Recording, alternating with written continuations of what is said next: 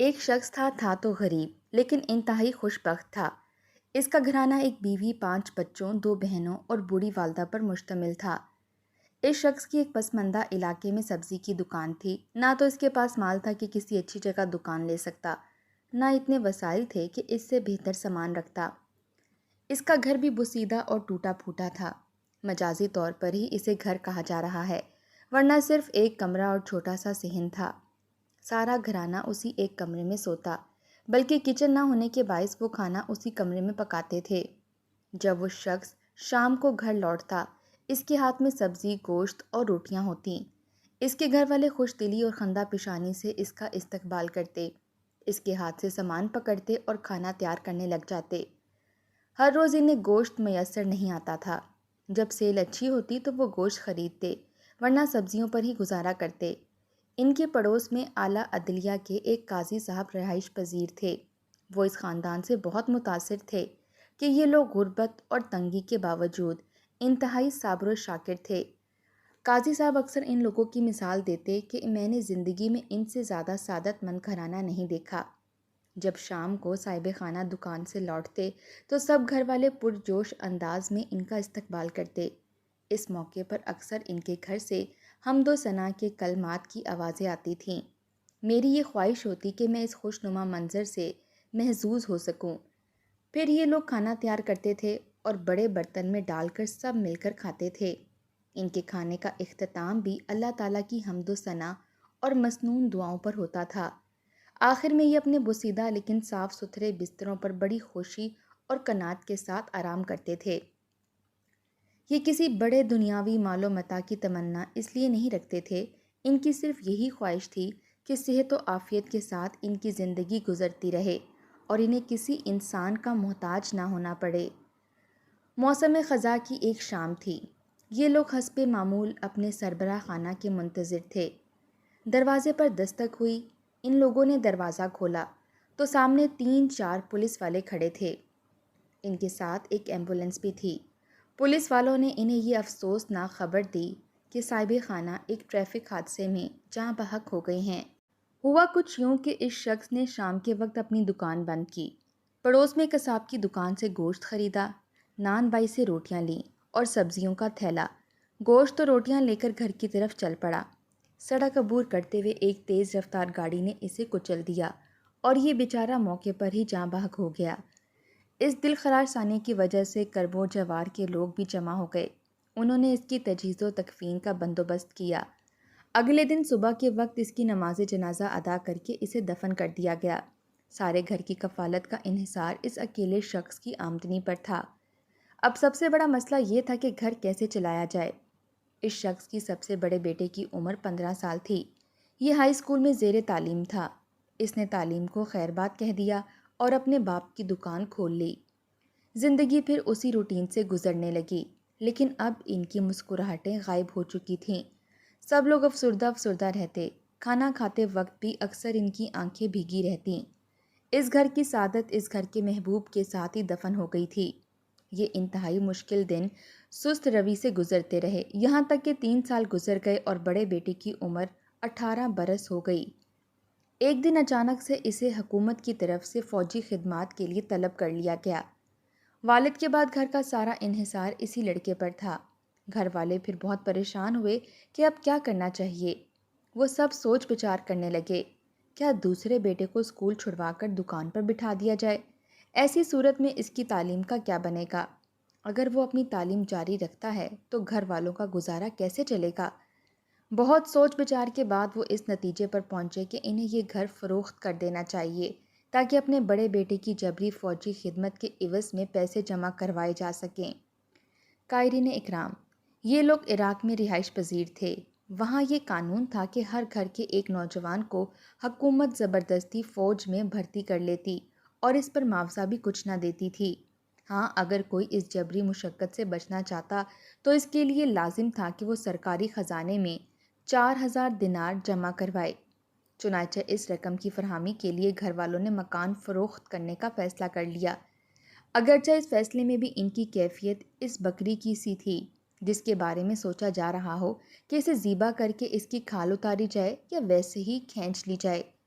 فوجی خدمات کے لیے دھر لیے جانے والے بیٹے کو ایک قریبی شہر میں تربیت کے لیے ایک عسکری ادارے میں بھیج دیا گیا۔ وہ بادل ناخواستہ ہی ادھر آیا تھا۔ اسلحے کی تربیت میں اس کا دل بالکل نہیں لگتا تھا۔ انسٹرکٹر بولتے رہتے مگر یہ اپنے خیالوں میں گم رہتا۔ اس کے ذہن میں اپنے گھریلو حالات گھومتے رہتے۔ اساتذہ نے کئی مرتبہ اس کی توجہ دلائی، وارننگز دیں، لیکن اس کا جسم تو یہاں تھا، ذہن کہیں اور اٹکا ہوا تھا۔ ایک دن استاد نے اسے بٹھا کر اس کا اصل مسئلہ پوچھا تو اس نے جواب میں اپنی ساری بپتا کہا سنائی۔ اب استاد اصرار کرنا چھوڑ گیا اور اس کا مسئلہ اپنے آفیسر کے سامنے پیش کیا۔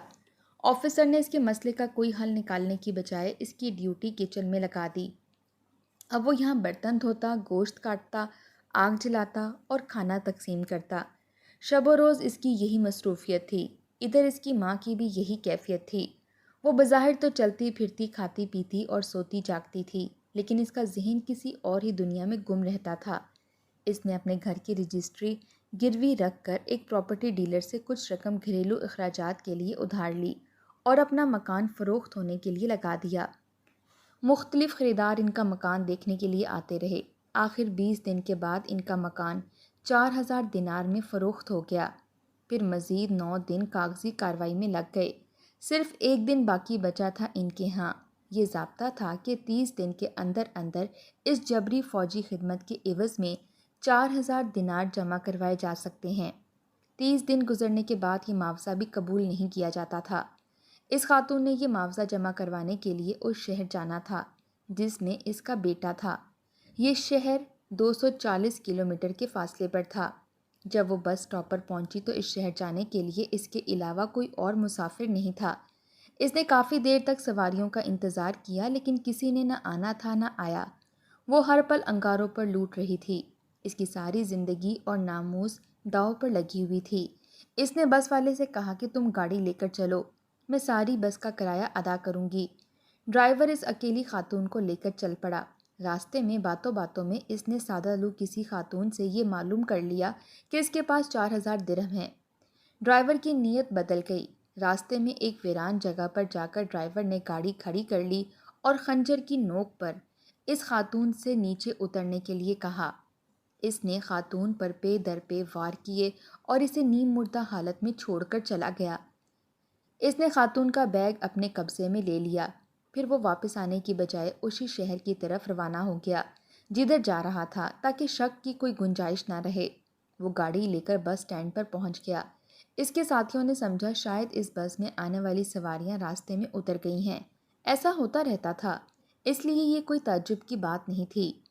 واپسی پر ڈرائیور اسی راستے سے گزرا۔ جب وہ اس جگہ کے قریب پہنچا جہاں اس نے جرم کا ارتکاب کیا تھا، اس کے دل میں خیال آیا کہ ایک مرتبہ اس عورت کی لاش پر نظر ڈال لوں۔ اس نے مسافروں سے بہانہ لگایا، میں قضائے حاجت کے لیے جانا چاہتا ہوں، چند منٹ بعد واپس آتا ہوں۔ وہ اس وادی کی طرف گیا۔ اسے کرہانے کی ایک نحیف سی آواز سنائی دی۔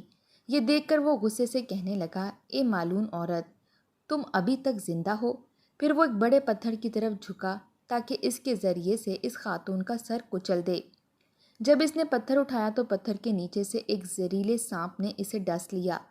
اس کے منہ سے ایک دل خراش چیخ نکلی اور اس نے تڑپنا شروع کر دیا۔ مسافر اس کی آواز سن کر بھاگے بھاگے وہاں آئے۔ انہیں دیکھ کر بڑا تعجب ہوا کہ وہاں ایک خاتون بھی تھی۔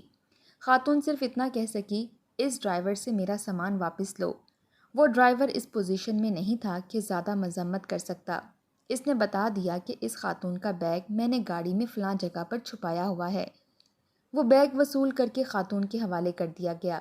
پھر مسافروں نے دوسری طرف سے آنے والی ایک بس کو روکا جو اسی شہر کو جا رہی تھی جہاں خاتون جانا چاہتی تھی۔ انہوں نے اس گاڑی کے ڈرائیور سے درخواست کی کہ اس خاتون اور ڈرائیور کو ہسپتال پہنچا دے۔ ڈرائیور خوش دلی سے اس کام کے لیے آمادہ ہو گیا۔ وہ مجرم ڈرائیور تو جسم میں زہر پھیلنے کی وجہ سے راستے میں ہی دم توڑ گیا۔ اس خاتون کو البتہ ہسپتال پہنچا دیا گیا۔ خبر ملنے پر پولیس والے بھی پہنچ گئے۔ عورت مسلسل بے ہوش تھی۔ اس کے سامان میں پولیس والوں کو اس خاتون کے بیٹے کا ایڈریس مل گیا۔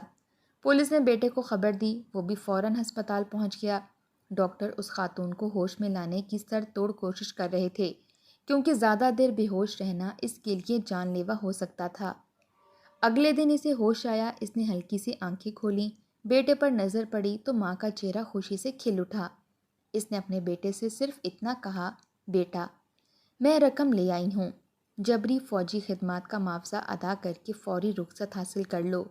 پھر اس پر غنودگی سی طاری ہو گئی۔ لڑکے نے وہ رقم جمع کروا دی اور اسے اجازت مل گئی۔ اس خاتون کی حالت آہستہ آہستہ سنبھلنے لگی۔ ایک دن آیا کہ وہ ہسپتال سے مکمل صحت یاب ہو کر فارغ ہو گئی۔ اس واقعے کی شہرت ہر طرف پھیل گئی۔ اس واقعے میں اللہ تعالیٰ کی قدرت کے کئی مظاہر تھے۔ ڈرائیور پہلی مرتبہ اسے نیم مردہ حالت میں چھوڑ گیا۔ واپسی پر اگر ڈرائیور وہاں نہ رکتا تو شاید کسی کو اس خاتون کے بارے میں بالکل پتہ نہ چلتا، کیونکہ اس وادی کی طرف کوئی جاتا ہی نہ تھا۔ زہریلے اور موذی جانوروں کی وجہ سے چراغے بھی ادھر کا رخ نہیں کرتے تھے۔ اس عورت کی آواز اتنی نحیف تھی کہ کسی کو سنائی نہ دیتی۔ اگر ڈرائیور سانپ کے ڈسنے سے اتنی زور سے نہ چیختا تو کوئی اس عورت تک نہیں پہنچ سکتا تھا۔ اگر اس عورت کو اسی شہر میں جو اس کی منزل تھی نہ پہنچایا جاتا تو وہ اپنے بیٹے تک نہ پہنچ پاتی۔ اگر اسے چند لمحوں کے لیے ہوش نہ آتا تو وہ اپنے بیٹے کو یہ نہ بتا پاتی کہ رقم کا انتظام ہو گیا ہے۔ نتیجتاً اس کے بیٹے کو جبری فوجی خدمات سے رہائی نہ ملتی۔ یہ سب اس علیم و قدیر ذات کی تدبیریں تھیں کہ ہر گتھی سلجھتی چلی گئی۔ جب اس قصے کا چرچا ہوا تو یہ بات ان کے سابقہ پڑوسی جج صاحب تک بھی پہنچ گئی۔ انہوں نے اپنے دوست و احباب اور محلے داروں سے کہا کہ ضرورت اور آزمائش کی اس گھڑی میں ان لوگوں کی مدد کرنی چاہیے۔ ان لوگوں نے پیسے اکٹھے کر کے ان کا مکان خریدنے والے شخص سے رابطہ کیا۔ اس تک بھی یہ واقعہ پہنچ چکا تھا۔ وہ بھی خوشی خوشی یہ مکان واپس کرنے پر تیار ہو گیا۔ رقم اتنی جمع ہو چکی تھی کہ 4000 دینار جمع کروانے کے باوجود 3000 دینار بچ گئے۔ اس رقم کے ذریعے مکان کی حالت کو بہتر بنایا گیا۔ لڑکے نے دوبارہ والد کی دکان سنبھال لی۔ اب صورتحال بدل چکی تھی۔ اس کے پاس دور دراز سے گاہک آنے لگے تھے۔ ہر وقت خریداروں کا تانتا بندھا رہتا۔ کچھ عرصے بعد اس نے اپنی دکان نسبتاً بہتر جگہ پر منتقل کر لی۔ اس کا کاروبار خوب چل نکلا۔ اب زندگی بڑی آسودگی سے گزر رہی تھی۔ عسرت و تنگی میں بھی وہ لوگ اللہ کے ذکر اور شکر کو نہیں بھولے تھے۔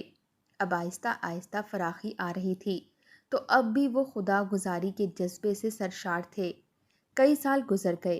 ان کے بچے یکے بعد دیگرے تعلیم سے فارغ ہونے لگے۔ ایک بیٹا انجینئر بن گیا، دوسرا ڈاکٹر اور تیسرا آرمی آفیسر بن گیا۔ اب ان کا کھانا صرف چائے روٹی یا روٹی اور سبزی نہیں ہوتی۔ حالات اب ایسے نہیں رہے۔ انہیں کبھی کبھار گوشت میسر آتا ہو۔ ان کے دسترخوان پر انواع اقسام کے کھانے ہوتے ہیں۔ یہ خاندان لوگوں کے لیے بہترین مثال ہے۔ یہ لوگ تنگی اور فراخی کسی حال میں بھی اللہ تعالیٰ کو نہیں بھولے۔ 1385 ہجری میں ایک وقت ایسا بھی آیا کہ یہ خاندان دجلہ کے کنارے بغداد کے بڑے پل کے قریب ایک بہت بڑے محل نما گھر میں منتقل ہو گئے۔ اب یہ خاندان 4 خاندان بن چکے ہیں۔ تینوں بڑے بیٹوں کی شادیاں ہو چکی ہیں۔ اللہ تعالیٰ نے انہیں اولاد کی نعمت سے بھی نواز رکھا ہے۔ اب بھی اس گھر کے سب افراد محبت اور احترام کے اٹوٹ رشتے میں جڑے ہوئے ہیں۔ کبھی انہیں ایک دوسرے سے شکایت نہیں پیدا ہوئی۔ والد کی وفات سے لے کر ان کی والدہ ہی گھر کی سربراہ ہیں۔ گھر کا ہر فرد ان کی رائے کا بے حد احترام کرتا ہے۔ اس سے پہلے کہ ہم اس واقعے کو ختم کریں، اس کے سب سے اہم نقطے کی طرف توجہ دلانا چاہتے ہیں۔ اس خاتون سے پوچھا گیا، ڈرائیور نے خنجر کے پے در پے وار کر کے آپ کو ایک ویران بیابان میں پھینک دیا تھا۔ اس وقت آپ کی کیفیت کیا تھی؟ اتنا زیادہ خون بہہ جانے اور اتنے گہرے گھاؤ لگنے کے باوجود آپ کس طرح زندہ رہیں؟ خاتون نے بتایا، اس ساری مدت کے دوران میری زبان پر بس یہی الفاظ تھے، اے آسمان و زمین کے مالک، تو میری حالت کو جانتا ہے۔ اپنی قدرت سے میرے لیے بیٹے کی جبری فوجی خدمت کا معاوضہ صحیح وقت پر پہنچانے کے اسباب مہیا فرما دے، تاکہ وہ گھر واپس آ سکے اور اپنے گھر والوں کی کفالت کی ذمہ داری نبھا سکے۔ اللہ تعالیٰ نے اس خاتون کی دعا قبول فرما لی۔ اس کا مال و اولاد دونوں اسے دوبارہ مل گئے۔ مالک حقیقی نے اس کے دشمن سے انتقام بھی لے لیا اور ان کی تنگی و عسرت بھی آسودگی میں بدل گئی۔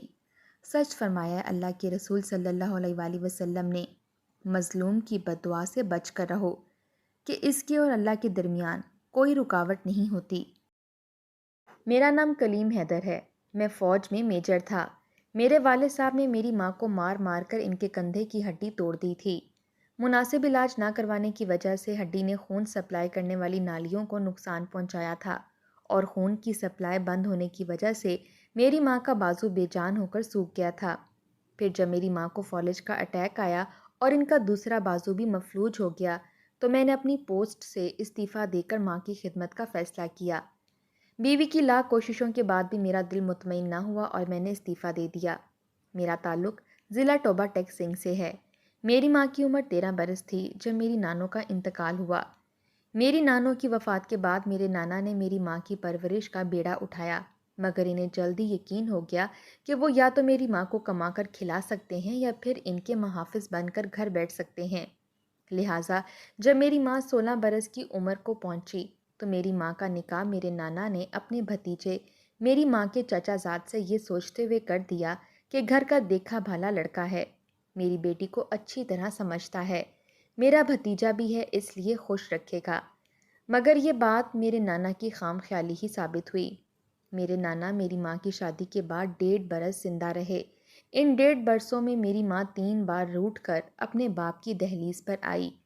ہر بار میرے نانا نے اپنے بھائی میرے دادا کی منت سماجت کر کے میری ماں کو واپس بھجوا دیا۔ 1.5 برس بعد میرے نانا کا انتقال ہوا تو میری ماں بالکل لاوارث ہو گئی۔ میرے ددیال والوں کو کھلی چھٹی مل گئی۔ اب میرے والد محترم کے ساتھ ساتھ میری دادو اور دونوں پھوپھیاں بھی میری ماں کو پیٹنے کا کوئی موقع ہاتھ سے نہ جانے دیتیں، یہاں تک کہ ایک بار میرے والد صاحب نے جمعے کی نماز کے لیے جانا تھا اور میری ماں کی طبیعت خرابی کی وجہ سے ان کے کپڑے استری نہ کر کے رکھ پائیں تو اس بات پر انہوں نے میری ماں کو کپڑے دھونے والے ڈنڈے سے مار مار کر ان کے کندھے کی ہڈی توڑ دی۔ کندھے کی ہڈی توڑنے کے بعد کسی ڈاکٹر تک کو دکھانے کی زحمت نہ کی گئی، بلکہ الٹا میری ماں درد سے کرہاتی تو اسے اور پیٹا جاتا اور بہانے خور جیسے القابات سے نوازا جاتا، یہاں تک مسلسل حرکت میں رہنے کی وجہ سے ٹوٹی ہوئی ہڈی نے انگلیوں اور بازوؤں کو خون سپلائی کرنے والی نالیوں کو بھی کٹ کر دیا۔ جب خون سپلائی کرنے والی نالیاں کٹ ہو گئیں تو خون کی سپلائی آہستہ آہستہ انگلیوں تک پہنچنا بند ہو گئی اور بازو بے جان ہونا شروع ہو گیا، یہاں تک بازو بے جان ہو کر سوکھ گیا اور ساتھ ہی لٹک کر رہ گیا۔ جب میرے ددیال والوں کو یقین ہو گیا کہ میری ماں بالکل مفلوج ہو چکی ہے تو انہوں نے میری ماں پر بد کردار ہونے کا الزام لگا کر اسے طلاق دلوا کر گھر سے نکلوا دیا۔ جب میری ماں کو طلاق دے کر گھر سے نکالا گیا اس وقت میں اپنی ماں کے پیٹ میں 7 ماہ کا ہو چکا تھا۔ 2 ماہ تک میری ماں کو گاؤں کی دائی نے اپنے گھر پناہ دی رکھی۔ 2 ماہ بعد جب میری پیدائش ہوئی تو میرے ددیال والوں کو خطرہ پیدا ہو گیا کہیں میں ان کی جائیداد نہ ہتھیا لوں، اس لیے انہوں نے میری ماں کو دائی کے گھر بلکہ گاؤں سے بھی نکلوا دیا۔ گاؤں سے نکالے جانے کے بعد میری ماں کے پاس اور کوئی ٹھکانہ نہیں تھا، اس لیے میری ماں مجھے کپڑے کی ایک گانٹھ میں لپیٹ کر کبھی دانتوں کی مدد سے کبھی کندھے سے لٹکا کر ٹوبہ ٹیک سنگھ شہر پہنچی اور پہلی رات میری ماں نے مجھے لے کر ایک پھٹے کے نیچے گزاری اور ساری رات میری ماں مجھے گود میں رکھ کر جاگتی رہی تاکہ کوئی آوارہ کتا مجھے چبا نہ ڈالے۔ وقت گزرتا ہے، پہلے پہل میری ماں فروٹ والی ریڑھیوں کے آس پاس پڑا گندا فروٹ اٹھا کر اپنا پیٹ بھرتی رہی، پھر اللہ تعالیٰ کے بنائے نظام کے ذریعے اس خوراک کو دودھ میں بدل کر میرے لیے خوراک کا بندوبست کرتی رہی اور میرا پیٹ بھرتی رہی۔ جب میری ماں کو بازار میں رہتے کچھ عرصہ گزرا تو مقامی دکاندار میری ماں پر اعتبار کرنے لگے، یوں انہیں دکانوں میں صفائی کا کام مل جاتا۔ دکانوں میں مجھے اٹھا کر اپنے پیچھے جھولی نما کپڑے میں ڈال کر اپنے پیچھے لٹکانے کے بعد صرف ایک ہاتھ سے صفائی کرنا بہت مشکل ہو جاتا تھا، اس لیے میری ماں نے کچھ پیسے جمع کر کے برش، پالش اور ہتھوڑی، کیل دھاگا اور سوئی خریدی۔ اس کے بعد جوتے سلائی کرنے کا کام شروع کر دیا۔ میری ماں مجھے گود میں لٹا کر ایک ہاتھ اور منہ کی مدد سے جوتے سلائی کرتی اور کچھ خدا ترس لوگ میری ماں کو اجرت سے زیادہ پیسے دے جاتے، جبکہ کچھ اوباش نوجوان جان بوجھ کر سیوریج کی نالی میں جوتا گندا کر کے میری ماں کو پالش کرنے کے لیے دیتے اور جب اس جوتے کو منہ اور کپڑے کی مدد سے میری ماں صاف کرتی تو میری ماں کی بے بسی پر ہنستے۔ خیر، وقت گزرتا رہا، میں اسکول جانے کی عمر کو پہنچا تو میری ماں مقامی امام مسجد اور چند معزز لوگوں کے ذریعے میرے والد صاحب سے اس وعدے پر شناختی کارڈ کی کاپی لے آئی کہ میرا بیٹا بڑے ہو کر کبھی ددیال کی جائیداد میں سے حصہ طلب نہیں کرے گا۔ شناختی کارڈ کی کاپی مل جانے پر میری ماں مجھے اسکول داخل کرواتی ہے۔ میرے استاد محترم سید ظفر صاحب کو جب میرے حالات کا پتہ چلتا تو مجھے اور میری ماں کو بازار سے اٹھا کر اپنے گھر لاتے ہیں، ہمیں ایک الگ کمرہ دیتے ہیں اور ہمارا سارا خرچ برداشت کرتے ہیں۔ بدلے میں میری ماں سید ظفر شاہ کے انکار کے باوجود ان کے گھر کے کام کاج کا ذمہ اٹھا لیتی ہے۔ میں پڑھتا رہتا ہوں یہاں تک کہ استاد محترم میرے لیے آرمی میں بطور سیکنڈ لیفٹیننٹ اپلائی کرتے ہیں۔ میں سلیکٹ ہو جاتا ہوں اور میرا شمار ٹاپ 10 میں ہوتا ہے۔ میں کورس مکمل کرتا ہوں اور میری شادی استاد محترم کی بیٹی سے کر دی جاتی ہے۔ جب میں بطور کیپٹن انٹیلیجنس کے ایک مشن پر ہوتا ہوں تو ہارٹ اٹیک سے میرے استاد محترم سسر سید ظفر صاحب انتقال کر جاتے ہیں۔ میں ان کے جنازے میں شامل نہیں ہو سکا اور مشن مکمل کرنے کے بعد میں پورا ہفتہ پورا دن ان کی قبر پر بیٹھ کر ان کے جنازے کو کندھا نہ دے سکنے پر معذرت کرتا رہتا ہوں۔ جب دل کا غم ہلکا ہوا تو واپس ڈیوٹی جوائن کر لی۔ میں اپنے پورے بیچ میں واحد اور منفرد آفیسر تھا جو پہلے خود جاسوس بن کر دشمن کا سراغ لگاتا، پھر اپنی ٹیم تیار کر کے دشمن کا قلعہ کما کرتا۔ میں بلوچستان میں ایک مشن پر تھا جب مجھے پتہ چلا کہ میری ماں کو فالج کا اٹیک آیا ہے۔ میں نے اپنے سینئرز، بیچ میٹس، یہاں تک کہ اپنی شریک حیات کے روکنے کے باوجود فوج سے استعفیٰ دیا اور اپنی ماں کی خدمت میں مصروف ہو گیا۔ مجھے یاد ہے کرنل لطیف اور بریگیڈیئر امتیاز نے مجھے کہا تھا، اس فیصلے کے بعد تم پچھتاؤ گے۔ میری بیگم نے مجھے قسم دی تھی کہ وہ میری ماں کی خدمت میں کوئی کسر نہیں چھوڑے گی۔ میں اپنے عہدے پر قائم رہوں، مگر میرا دل نہیں مانا۔ میرے دل میں کہیں نہ کہیں خلش رہتی تھی کہ میری ماں جو کچھ مجھ سے کہہ سکتی ہے وہ میری بیوی سے نہیں کہہ سکتی۔ لہٰذا میں نے استعفیٰ دے دیا اور خود اپنی ماں کی خدمت کرنے لگا۔ میری ماں جب تک زندہ رہی میں نے شاید ہی کوئی رات گھر سے باہر گزاری ہو، نہیں تو میں 24 میں سے 18 گھنٹے ماں کے ساتھ گزارتا تھا۔ میں نے چھوٹا سا گاڑیوں کا شو روم بنایا تھا جس پر ملازم بٹھاتا تھا۔ میں سارا دن ماں کے ساتھ گزارتا تھا۔ اللہ تعالیٰ نے مجھے ماں کی خدمت کے صدقے میں اتنی برکت دی کہ میرے پاس آج بیرون ملک بلکہ ناروے میں 7 شو روم ہیں۔ آج پاکستان میں میری اپنی انڈسٹری ہے۔ آج میری ماں فوت ہو چکی ہے، میرے بچے جوان ہو چکے ہیں۔ میری بیٹی امریکہ میں زیر تعلیم ہے۔ دونوں بیٹوں نے تعلیم مکمل کرنے کے بعد ناروے میں بزنس سنبھال رکھا ہے۔ میری اولاد منتظر رہتی ہے کہ کب ان کے والدین کوئی حکم دیں اور وہ بجا لائیں۔ کچھ عرصہ قبل میں اپنی بیوی کے ہمراہ امریکہ میں اپنی بیٹی کو ملنے گیا تو بیٹی کے کہنے پر ہم اولڈ ہوم چلے گئے۔ وہاں پر مقیم ایک پاکستانی جسے شکل دیکھتے ہی میں نے پہچان لیا تھا کہ وہ بریگیڈیئر امتیاز تھے۔ ان کو دیکھ کر میں حیران رہ گیا۔ پاکستان میں اس کا روب دبدبہ، اس کی شان و شوکت، سب کچھ امریکہ میں ختم ہو چکا تھا۔ وہ بالکل ہڈیوں کا ڈھانچہ تھا۔ میرے لاکھ یاد دلانے پر بھی وہ مجھے نہیں پہچان پایا۔